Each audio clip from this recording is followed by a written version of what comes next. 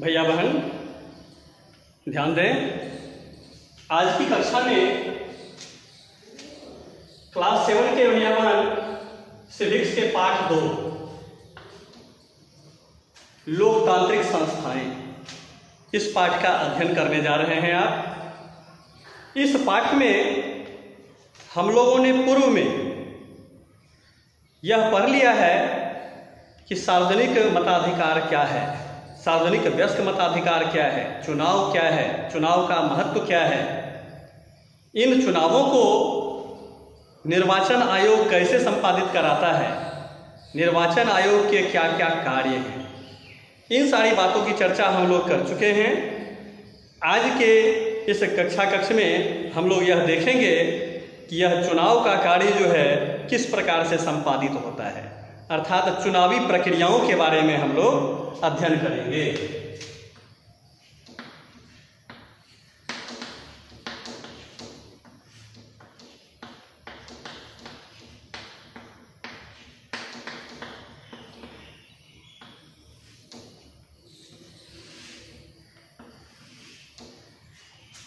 चुनावी प्रक्रियाएं, ये तो स्पष्ट हो चुका है कि जनतांत्रिक सरकार जो होती है वह लोगों के द्वारा चुनी गई सरकार होती है और इसे चुनने का काम जनता ही करती है, निर्वाचन आयोग इसकी व्यवस्था करती है।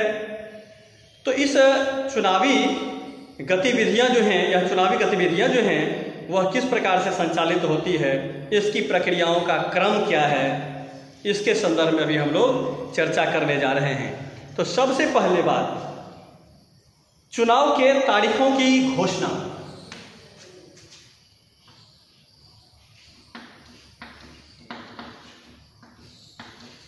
चुनाव के तारीखों की घोषणा।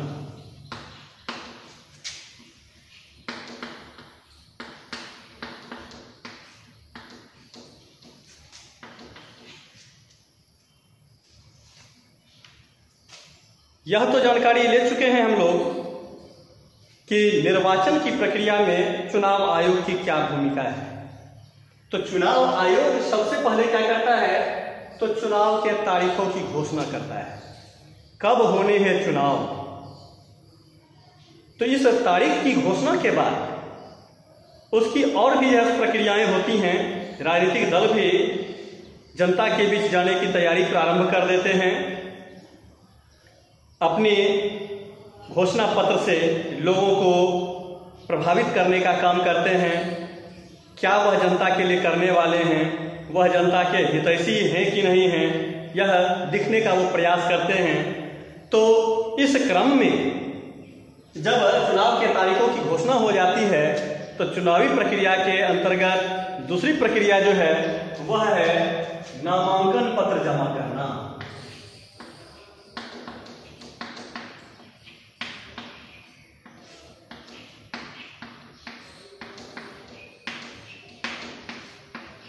नामांकन पत्र जमा करना। कौन कौन से उम्मीदवार चुनाव में सम्मिलित होना चाहते हैं, किन्हें जनता चुनेगी, ऐसे उम्मीदवारों की एक लंबी लिस्ट होती है। तो ऐसे उम्मीदवार निर्वाचन आयोग के समक्ष नामांकन पत्र जमा करते हैं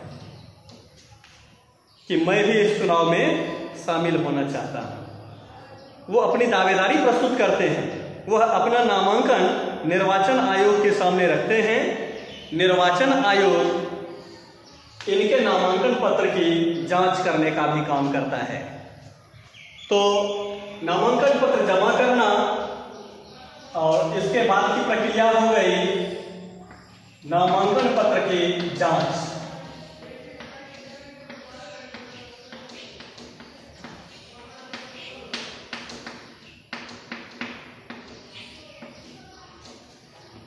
निर्वाचन आयोग यह देखता है कि जिस उम्मीदवार ने, जिस राजनीतिक दल ने अपने उम्मीदवार को उतारा है, अगर कोई निर्दलीय उम्मीदवार भी हैं, वह अपना नामांकन पत्र निर्वाचन आयोग के समक्ष प्रस्तुत किए हैं तो वह निर्वाचन में खड़े होने की योग्यता रखते हैं कि नहीं है, उनका नामांकन पत्र वैध है कि नहीं है, नियमानुसार सारे फॉर्मेट के अनुसार वह भरे गए हैं कि नहीं भरे गए हैं, इन सारी बातों की जांच निर्वाचन आयोग करता है। इसके बाद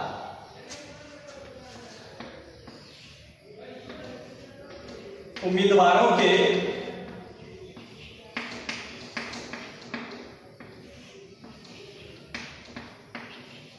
नामों की सूची,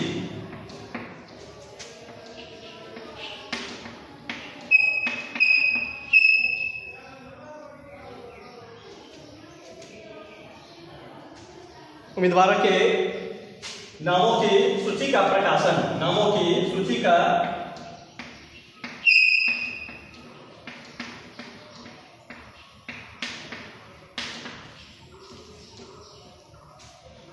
जब निर्वाचन आयोग इस बात की जांच कर लेता है कि उम्मीदवारों के द्वारा दिया गया नामांकन पत्र जो है वह बिल्कुल सही है, तो ऐसे सही उम्मीदवारों के नामों की सूची को निर्वाचन आयोग प्रकाशित करने का काम करता है।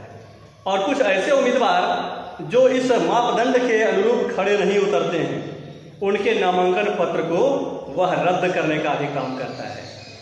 इसके आगे राजनीतिक चुनाव चिन्ह आवंटित करने से संबंधित भी बात है। चुनाव चिन्ह का आवंटन,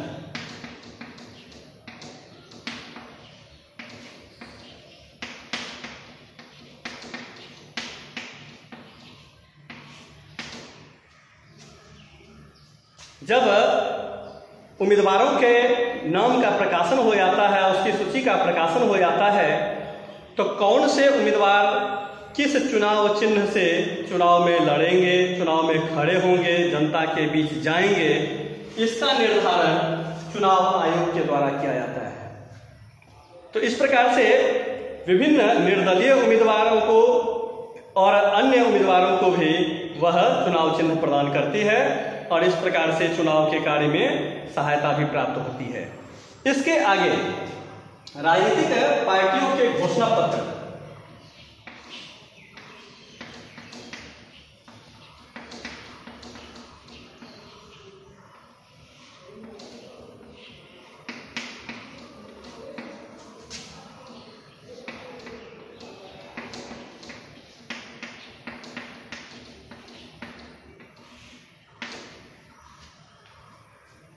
राजनीतिक दल जो चुनाव में उतरने वाले हैं वह जनता को अपनी विचारधारा से आकर्षित करने का काम करते हैं।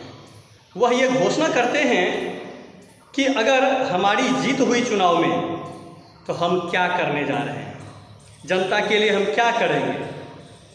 तो चुनाव परिणाम से पूर्व ही इस बात की घोषणा कर देना राजनीतिक दलों के द्वारा, उम्मीदवारों के द्वारा इस प्रकार की प्रक्रिया की जाती है। तो निर्वाचन आयोग यह भी देखती है कि यह घोषणा पत्र जो है वह संविधान सम्मत है कि नहीं है, इस पर भी वह ध्यान देती है। इसके आगे का कार्य है चुनाव प्रचार।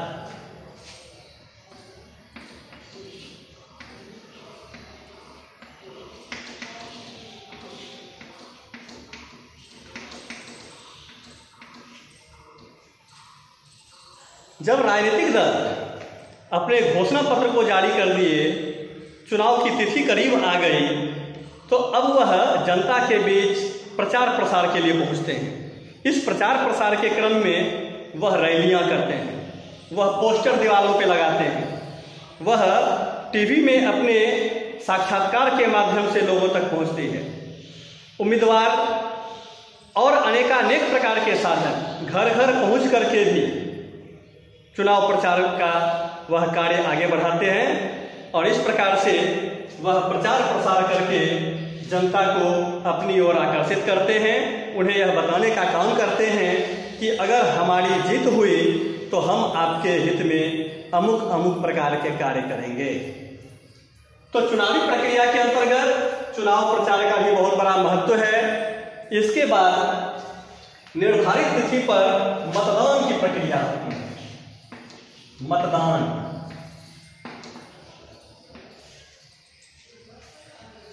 एक निश्चित तिथि को मतदाता मतदान के लिए पहुंचते हैं। ऐसे मतदाता जिनका नाम मतदाता सूची में है वह उस क्षेत्र में पहुंचकर निर्धारित तिथि को मतदान करते हैं, अपने उम्मीदवारों के चयन का कार्य करते हैं। जो उन्हें सबसे ज़्यादा करीब नजर आते हैं, उन्हें जो यह महसूस होता है कि जो हमारे हितों की रक्षा कर सकते हैं, ऐसे उम्मीदवारों के नाम पर वह वोट गिराने का काम करते हैं। चाहे वह वोटिंग का कार्य ईवीएम मशीन के माध्यम से हो या बैलेट पेपर के माध्यम से हो, इस प्रकार का कार्य मतदान के दिन किया जाता है। इसके आगे नवी जो प्रक्रिया है, नवी प्रक्रिया जो है यह है मतगणना और परिणामों की घोषणा।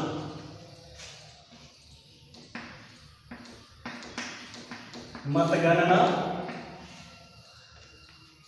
एवं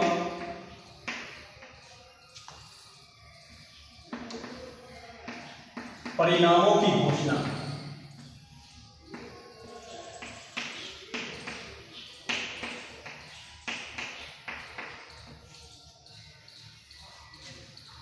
जब मतदान हो गए तो उसके अगली प्रक्रिया के रूप में मतगणना का कार्य होता है। किस उम्मीदवार को सबसे ज्यादा मत प्राप्त हुए हैं, किसी क्षेत्र विशेष में किसी उम्मीदवार को सबसे अधिक जो मत प्राप्त कर रहे हैं, ऐसे उम्मीदवारों को निर्वाचन आयोग के द्वारा विजयी भी घोषित किया जाता है। अर्थात निर्वाचन की प्रक्रिया में मतगणना के बाद उसके परिणामों की घोषणा, यह भी एक महत्वपूर्ण बिंदु है, महत्वपूर्ण प्रक्रिया है। और इसके बाद एक अंतिम प्रक्रिया की चर्चा कर रहे हैं, वह है चुनाव याचिका।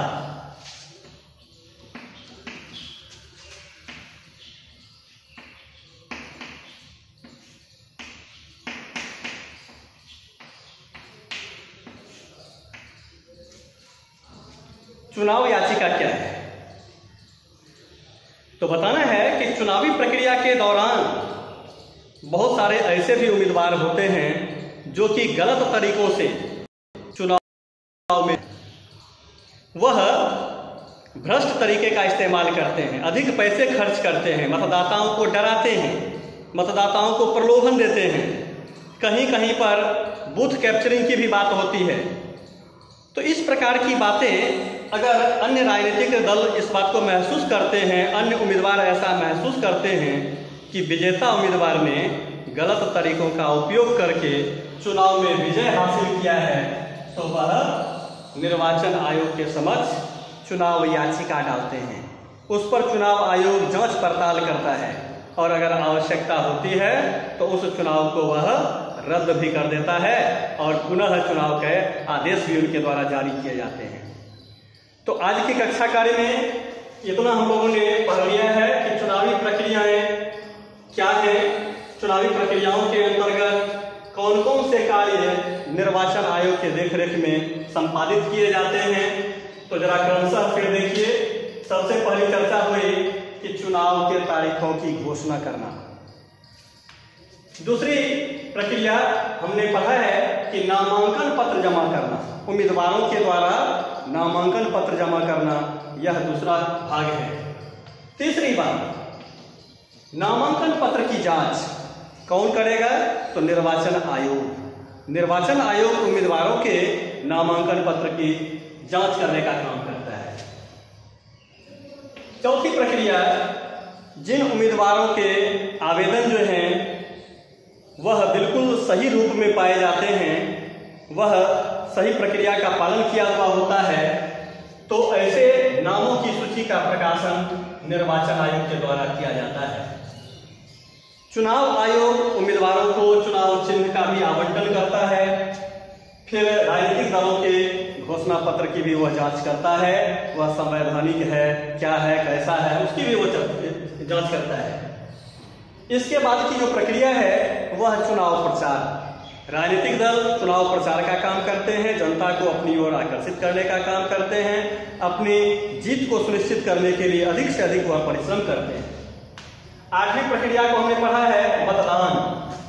निश्चित तिथि को मतदान, उसके बाद मतगणना, किसे ज़्यादा वोट प्राप्त हुए हैं, अधिक वोट प्राप्त करने वाले उम्मीदवार को विजयी घोषित करना, और उसके बाद अंतिम प्रक्रिया के रूप में चुनाव याचिका। ऐसे उम्मीदवार जो यह महसूस करते हैं कि इस चुनाव में कोई धांधली हुई है, वह निर्वाचन आयोग के समक्ष अपना आवेदन डालते हैं, याचिका डालते हैं। निर्वाचन आयोग इस पर जांच पड़ताल करता है और आवश्यकता महसूस होने पर उस चुनाव को रद्द भी करता है। तो आज की कक्षा में इतना ही। इसे आप लोग होमवर्क के रूप में तैयार कर लें। चुनावी प्रक्रियाओं के अंतर्गत कौन कौन सी गतिविधियां संचालित होती हैं, फिर शेष अगली कक्षा में। धन्यवाद।